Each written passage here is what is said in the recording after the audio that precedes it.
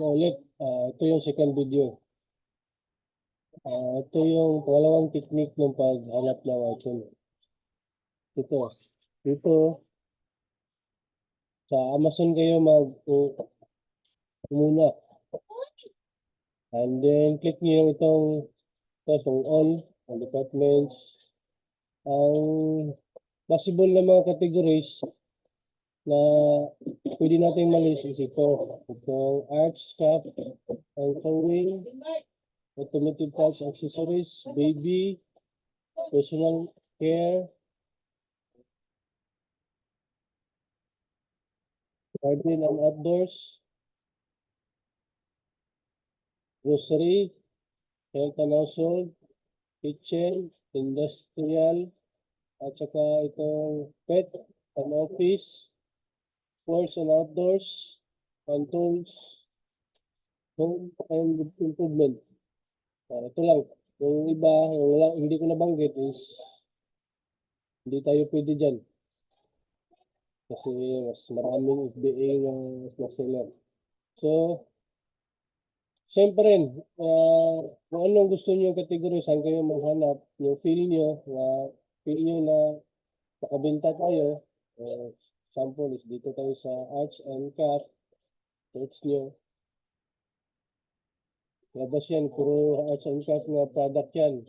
And then, the next is, click nyo yung stars na 1 star to up. Click nyo, 1 star is yan. Lahat ng mga na-search nyo is puro meron yung stars. Kasi pag merong stars rating is 100% na mabibenta yan pag ikaw yung nanalo sa buy box. And then the next is gawin nyo ito, click nyo itong include out of stocks. Click nyo yan. Ganyan yan. And then, like sa inyo, hindi nyo maalam yung anong mga possible na brands. Post ko muna ito. Mga possible na brands na pwedeng malist is ito yung gawin nyo. Mataas na proseso ito pero patience lang. Makahanap din kayo ng ng mga list. So, wala, hindi nyo pa alam yung mga brand is, ang gagawin nyo is iisa-isahin nyo to. Lahat ng dito sa category na to hanggang sa last na page or hanggang sa maano kayo, anong feel nyo na wala kayong makita, next category na naman kayo. So, ganito ang gawin nyo. Press nyo lang yung control para mag-open yung tab siya, hindi siya mawala sa page na to. Open yung tab, next, ito. Yan. Then ito. Check nyo kung pwede ba ito malist. $9. Imposible yan kasi meron tayong shipping eh. Yung shipping natin, 1 pound yung minimum. Ang 1 pound minimum is $8 na yun yung shipping fee. So, impossible na tayo makakompete nito. At saka ito is meron brand owner. Hindi tayo pwede nito pag ito, brand owner to eh. Seller is the owner of the brand. Read to yun din yung brand. Read to. Hindi tayo pwede nito. Hindi ito pwede list kasi pag galit yung seller na to pag mag-list ka dito. So, walang ibang seller na nakalagay. Next, close nyo lang. Basta stay put lang dito kayo sa yung sa category na kuhan. Huwag nyo ito i-close. I-open nyo lang yung open tab nyo na bago. So, check nyo to. At kung importante, marunong kayo gumamit ng rev seller. Ito yung rev seller, yung green, kulay green. At pag nyo kung nag-function yung rev seller is makikita nyo to. Variation viewer. Click nyo to. Ang hanapin nyo dito is yung mga konti lang yung seller at yung mga walang seller. Like 2-pack, 3-pack, 4-pack, kasi yung mga yon hindi yun visible na katago to dito. Pag makikita mo lang yan pag meron kang variation viewer, gaya nito. Pag click mo yan, merong dyan, mga walang seller. Dito, merong seller. Ito, 1 seller, 1 seller, 13 seller. Pag click nyo yan, Amazon, pag Amazon yung seller, huwag mo na i-compete yan kasi imposibleng makukompete mo yan na napakamura ng Amazon. So ito, so close mo na to. Next nga product na no-open nyo, ito FBA, liquido, close. Next 3M, click yung Blazing Viewer. Pag wala, pag maraming seller, wag na yun, skip na para hindi masyado makonsume yung time nyo. Click nyo itong Blazing Viewer. Close. Walang Blazing Viewer, close. Pag umason yung seller, wag mo na ipilit kasi imposible yan. At itong brand na to is, ang pangalan is Foxy. Foxy yung brand. So, ang seller din, mayroong seller dito. Lahat ng seller is FBA. Hindi tayo pwedeng ganito ha. Pag FBA seller, Miss FBA is ganito. Ships from Amazon. Basta ship from Amazon, ibig sabihin, FBA seller yan. Pag puro FBA seller ang nandito, hindi tayo pwede magbenta nito kasi brand owner to eh. Gaya nito, FBA, FBA, FBA, FBA. Hindi tayo pwede niyan. Gaya nito, FBA, hindi pwede. FBA. So ito. Ito yung mga pwede. Yung ganito. Example is, ito. Ito, Amazon. Example ito. Hindi ito FBA, FBM to. Ships from OTCR, X4U ito. Pwede tayo mag-list ito. Basta makukumpit niyo yung price. Ibig sabihin, mix yung seller. Merong FBA, meron ding FBM. Ito yung FBM, yung ships from yung pangalan ng store at sold by yung pangalan ng store. Pag walang variation yung close. So, ang gusto kong makita nyo is gaya nito. Sample ka lang ha. Para tayo matatagalan.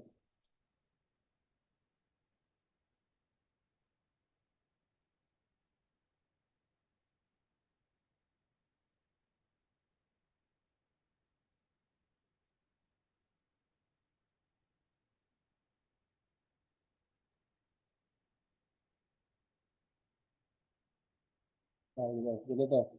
Sample nito.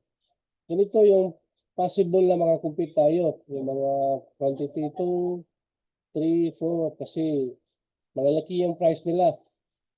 Posibleng makompete natin. Ito, store natin to eh. Hindi na tayo pwede mag-list ito. Meron yung pahalaw natin. So, ito yung supplier nyo, yung 1, at dito kayo mag-list. So, try nyo ha. Sample lang to. So, 36. Try nyo sa sheet. So, if makakompete ba.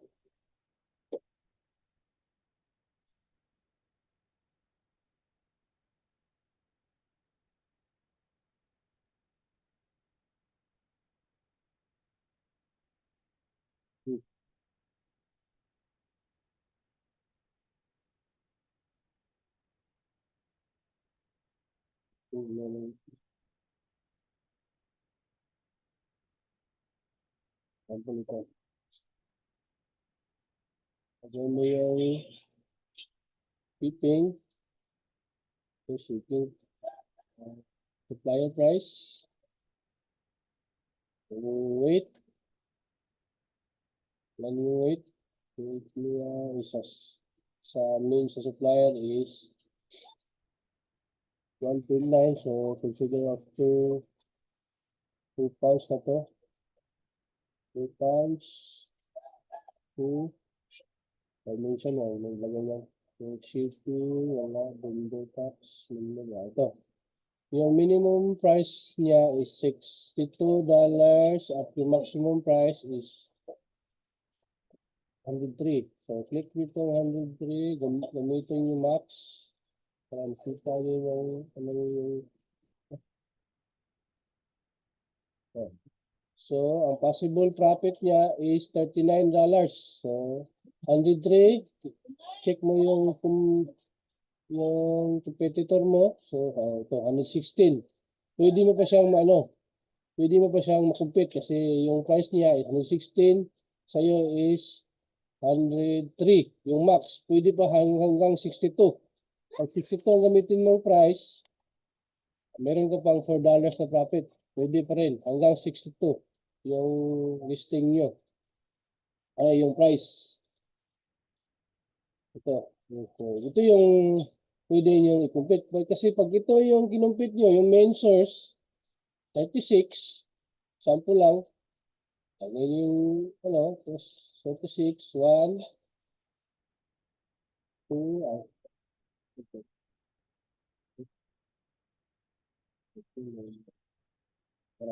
1, ito, 2 pounds.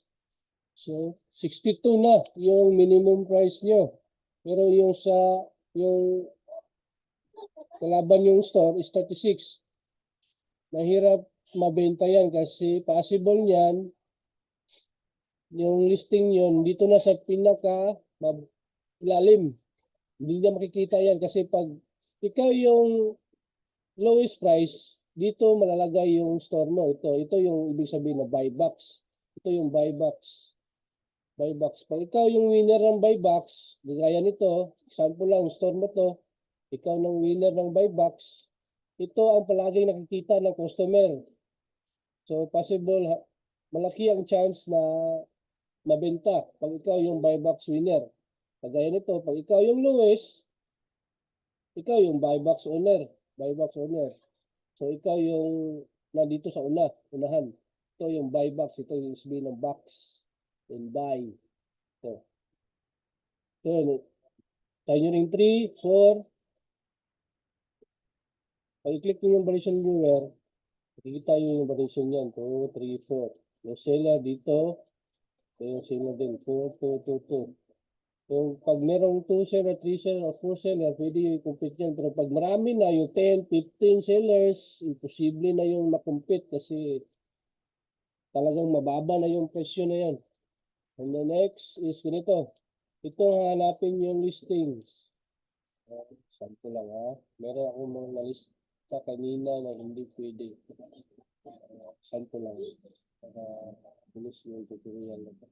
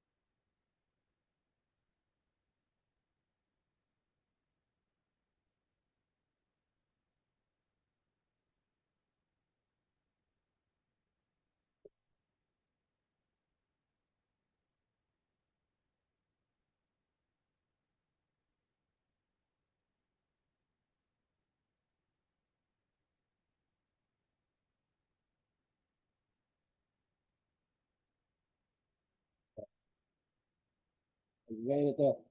Ito yung ibig ko sabihin. Is, wala siyang ibang variation, pero pag click nyo itong variation viewer, meron siya nakalagay. So, ibig sabihin nito, pag dash na nakalagay dyan, ibig sabihin walang seller yan.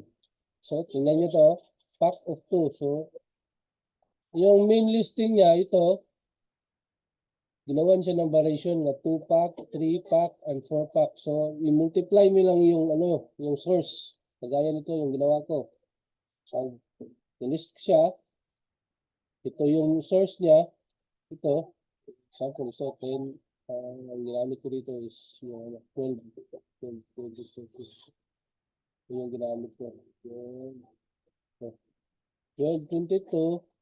12, 22. Times 2 nyo lang. Kung ano yung weight niya, weight is 32 ounces. Kasi there's 1 pound yun. 1, 1, 1, 2, 1. So, yung main listing niya, gawin nyo lang 2, 3, 4. So, tatlo na yung nahanap nyo. And then, pwede kayong mag-max out sa price. Kasi walang seller yan. Ito yung max price. Ito yung gamitin yung price. So, malaki yung profit nyo. At the same time, mas marami yung nahanap yung item. Tatlo agad. Kasi 2, 3, 4, 2, 3, 4 pack to eh. Para makita nyo na walang seller, try nyo i-add. So yung isin niya, ito. Ibig sabihin ko walang seller.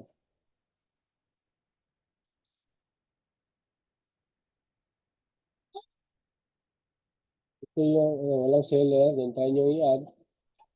Yun, supak na yun. So, pag meron kayong mahanap na ganito, sample ito, meron kayong mahanap na walang seller sa dito na brand. So, ang possible niyan sa lahat ng brand na to, ito yung brand is United States, is DW, that is SDW. Pwede nyo i-click, kapihin to yung brand, i-search nyo dito. So, lalabas lahat ng United States, SDW. Iisa-isahin nyo yan. Branding ang tawag dito. Iisa-isahin. Click nyo. Sample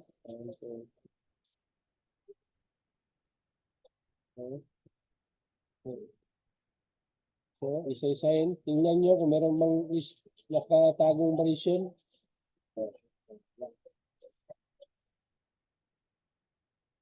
So, meron siya. 2, 3, 3, 4. So, pwede na ito ma-list. List nyo to. Gaya nitong ginawa ko. Then, so, next upload. So, 2, 3, 4. Pwede nyo. Try nyo i-compute kung makaya nyo yung price. Check nyo lang yung kung wala bang allied seller. Ito, Sinbad. May lang na kasi nito. Ito. Check. Packet 4. Packet 2. Try nyo kung compute nyo. Preset. So, packet 3. Meron siyang 2 and 4 set. 2 and 4. Walang seller. Dash. So, pwede ito ma-list. So, gamitin yung ang source is ito. Kaya, ito. Ito yung source. And the next, moving forward sa ganito, yung, maghanap ka ng dito sa category, per category. Pag meron kayong nahanap na brand, isang brand na kagaya nito, na na, na walang, merong possible na ganito, na walang mga seller, i-filter nyo yung lahat ng products sa brand ito. Example ito, whether lahat yung this. Pihin nyo to, search nyo yan. So, lalabas ng itong brand. Isa-isahin nyo yan kung meron bang walang seller. So, kung wala, okay. Next naman kayo, pag wala, another brand na naman kayo. Continuous basta sa per category. Continuous sa per category.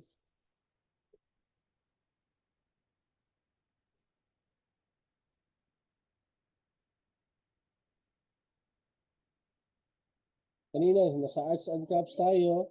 Pag nabagot na kayo dito, wala kayong mahanap, dito naman kayo sa baby.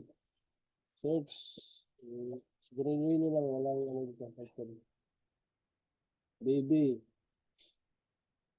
And then, click nyo yung 1 star.